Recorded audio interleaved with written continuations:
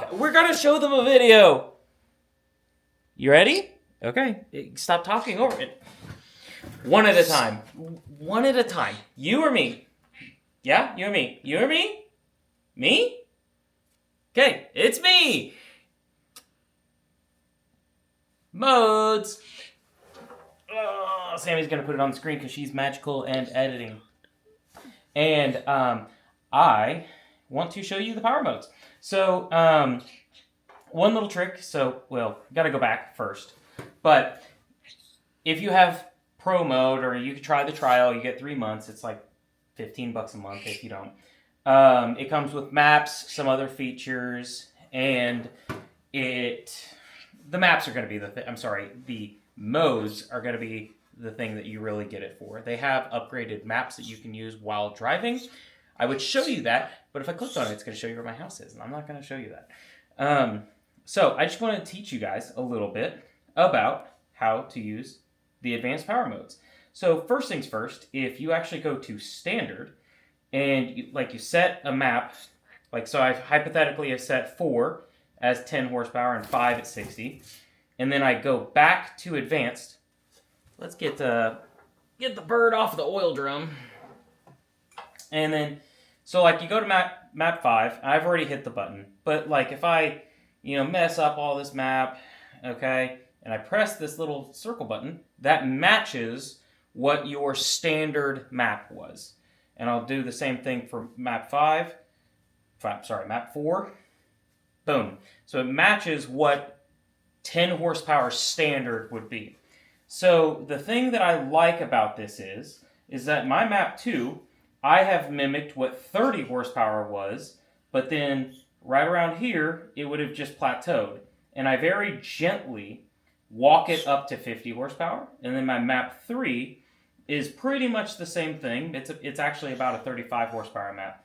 But right around here, I let it crank up and then eventually hit 60. And I like that because at low RPM, it still rides nice and gently. And it is nice, good traction. It doesn't lurch at you. But then it walks up, because what ends up happening is about halfway through the range, these are RPM, 4,000 or 5,000 RPM, you hit about 40 miles an hour, 45 miles an hour, and it kind of just plateaus. And the old bikes, before they did an update, it would continue to creep, but it would not be, it'd be like if your map, let me go make it on map 4.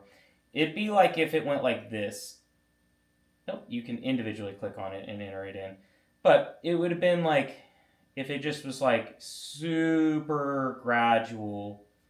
And that's what the old bike was before it did. It was the crawl update that did it.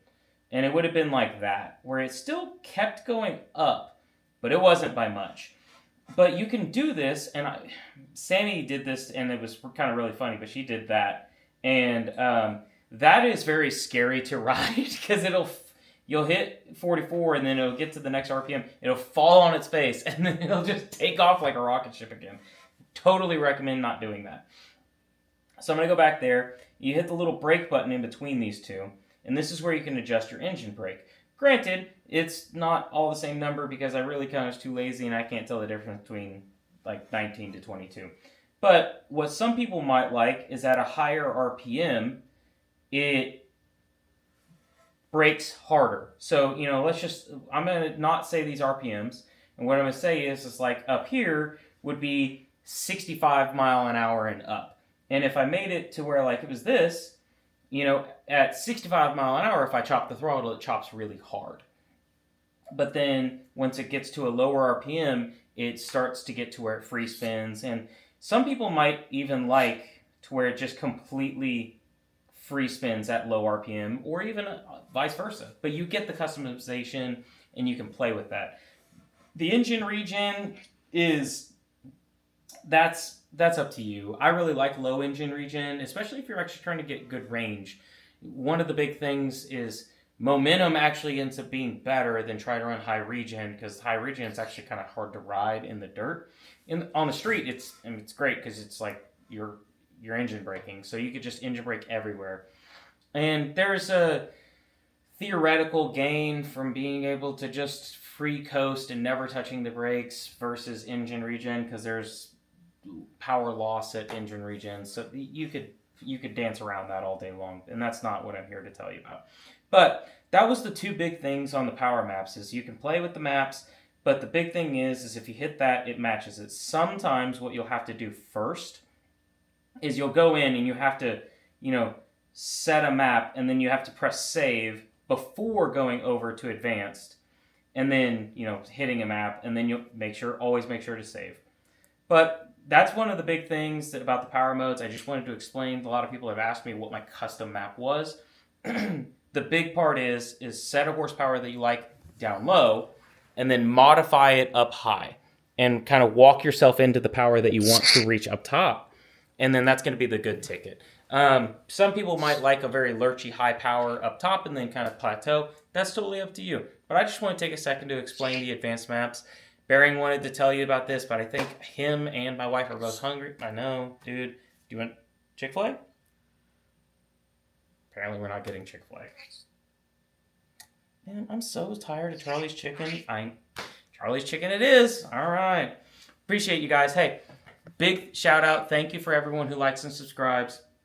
If you are buying a Stark soon and you have not done a referral, if you have a friend, use them first. But if you don't, hit me up. Same name on Instagram. Hit me up. I'd love to have you as a referral. You get $300 in Stark cash, and I get $300 in Stark cash. Appreciate it, guys.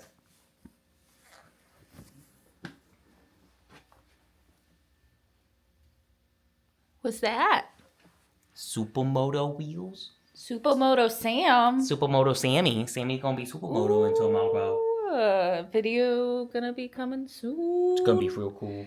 It's gonna try to be cool. It's gonna be real cool. Crash compilation coming.